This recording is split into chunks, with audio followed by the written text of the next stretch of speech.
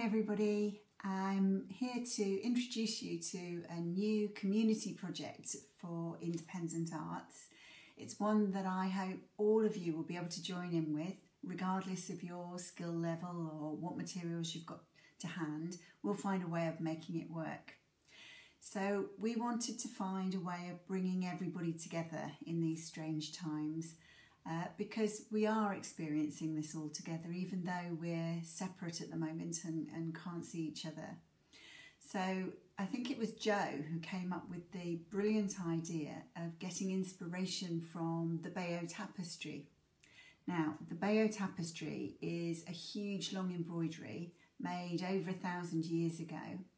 It's over 70 metres long, that's 5 bust lengths. And it's 50 centimetres deep, that's about 20 inches, and it tells a story in pictures.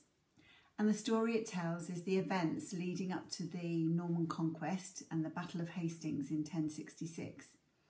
So what if we could tell our story by each of us contributing a part and bringing it together as one whole? So let's have a look at some pictures of the Bayeux Tapestry. So here is part of the Bayeux Tapestry, and it's full of beautiful detail, but look how simple all the drawings are. Simple figures, very straightforward drawings of objects, but the story is told through these simple drawings. It's beautiful, isn't it? Well, the good news is I'm not going to be asking you to do a beautiful hand embroidery, although there will be some of you out there who would love to do exactly that, and that's brilliant. For the rest of us, I'm going to find us a simpler way of making this. So, first off, I'm going to inspire you, hopefully, spark your imaginations off with some ideas of things that we can work from. So, here's the first one. So, I think there's been a lot documented about how the bird song sounds louder, the flowers look more beautiful this year. Nature is definitely something that we've had a little bit more time to look at, whether it's just looking out of your window at the trees opposite and watching them come into leaf. So ideas around that. Inevitably, exercise. So it could be Joe Wicks fitness or your yoga class. It could just be about the sport that you're really missing. I know lots of people are really missing seeing their football on TV. Could be around music and books. So there may well be some lyrics of some songs that you're playing at the moment that make complete sense to you. It could be just a song that lifts the spirits when you play it.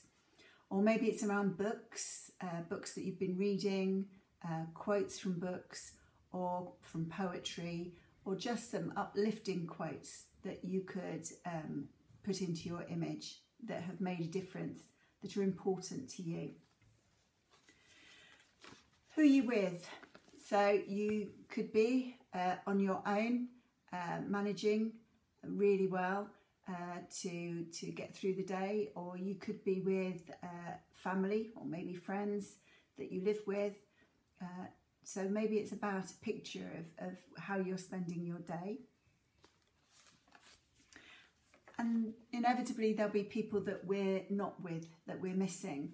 So maybe you can collect some photos or do some tracings of people that you would love to be with, and then we could stitch or weave them or fix them together somehow as if they're there with us. And there's obviously the neighbours, the clapping on a Thursday night to say thank you to all our key workers who, it's just amazing what they're doing. From the doctors and nurses to the teachers, the dustmen, everybody that's still busy working for us at the moment. Thank you. And it could be inspiration from the beautiful rainbows that we see in all the windows. And last but by no means least is food. So it could be about the food that you're eating. It could be about the food that you're missing. It could be about the drama of not being able to get hold of flour and do your baking. In my case, it's a lot about Kit Kats. I'm tending to eat a lot of Kit Kats because, to be honest, I'm not really that keen on them. So I'm only eating one at a time, and it's satisfying my craving for sweet things without going over the top. So the plan is you're going to go away and have a think about your design, what you would like to record as your experience of lockdown on the Isle of Wight. And we're going to be working to the dimensions 30 centimetres by 30 centimetres. That's approximately 12 inches square. And then you're going to have a look for some fabric that you can use to work on. It could be recycled clothes, it could be some old curtains, something that you've perhaps got lying about if you haven't got any new fabric. And you'll want some for the background and some to cut out for your design. We're going to stitch it together, but if that really isn't up your street, then we can glue it together. And if you're really stuck for fabric, then please feel free to work on paper or card. It could be the back of a cardboard box. Nothing's a problem. We can always make it work. We can stitch things together. So if you can imagine, we're going to have a long line of these all work together.